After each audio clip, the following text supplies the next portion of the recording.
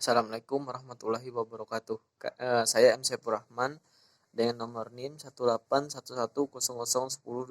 Kali ini saya akan menjawab soal dari MKMSDM UAS. Yang pertama ialah jelaskan konsep perbedaan antara pelatihan dan pengembangan pegawai.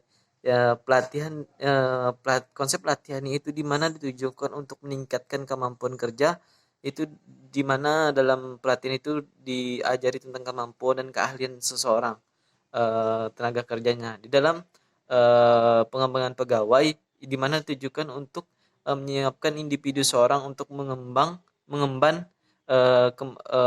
tugas dan tanggung jawab yang lebih tinggi dalam perusahaannya. Yang kedua ialah jelaskan alur pikir atas kompensasi pegawai. Ada 4 alur pikir kompensasi seorang pegawai. Yang pertama adalah menganalisis jabatan pegawai. Itu kita akan menganalisis jabatan seorang pegawai, itu berupa persyaratan di mana berkas pegawai tersebut kita analisis.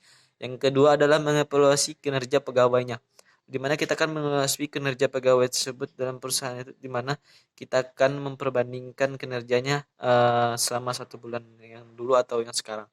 Yang ketiga adalah mensurvei gaji.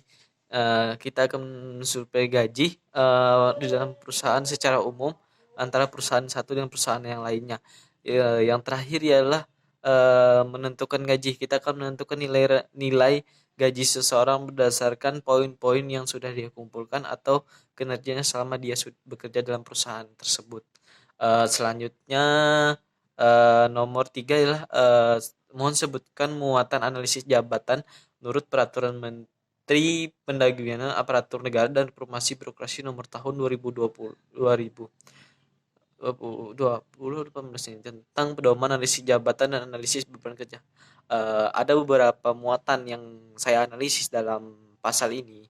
Itu yang pertama adalah bahas tentang ASN, PNS, pegawai negeri sipil atau aparatur sipil negara, manajemen pegawai pemerintah dengan perjanjian, pegawai pemerintah dengan perjanjian ketika jabatannya, instansi pemerintahnya, instansi pusat, instansi daerah, dan lainnya.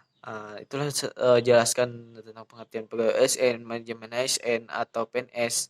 Dijelaskan dalam muatan tersebut telah dijelaskan dalam pasal ini. Yang selanjutnya, yang keempat soalnya itu jelaskan apa yang dimaksud dengan, ada 3 yang di sini yang dipertanyakan, itu ada ASN, ada PNS, ada pegawai pemerintah dengan perjanjian kerja atau disingkat dengan PPK.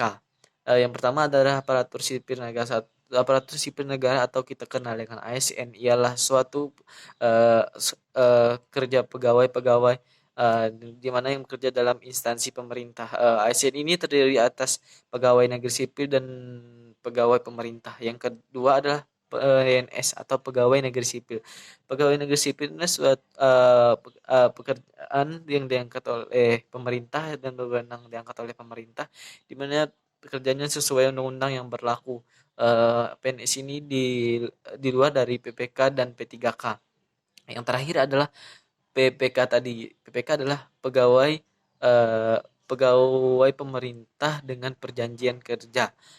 Pegawai pemerintah ini adalah diangkat oleh pemerintah daerah sendiri, di mana ada aturan yang berlaku dengan waktu yang sudah ditentukan. Eh, Ditentukan oleh pemerintahnya sendiri kapan waktunya berakhir. eh Dia hampir sama seperti ASN, dia juga bekerja di tugasnya di pemerintahan ataupun yang lainnya dan dalam pemerintah kabupaten tersebut. Yang terakhir soal yang diberikan adalah apa yang Anda ketahui tentang hubungan industrial. Di sini saya memahami tentang hubungan industrial itu simpel saja. Hubungan industrial itu ialah suatu hubungan antar pelaku di dalam suatu produksi barang dan jasa, di mana produksi barang dan jasa ini ada terdapat 3 unsur yang berperan di dalamnya, yaitu adalah pengusahanya sendiri, pekerja atau buruh, dan pemerintah, di mana aturan tersebut diatur di dalam nilai-nilai Pancasila, berdasarkan nilai-nilai Pancasila dan Undang-Undang 1945. Sekian jawaban MKM SDM dari saya. Jika ada mohon maaf, saya minta maaf. Mudahan jawaban saya ini benar dan sesuai dengan kriteria. Wassalamualaikum warahmatullahi wabarakatuh.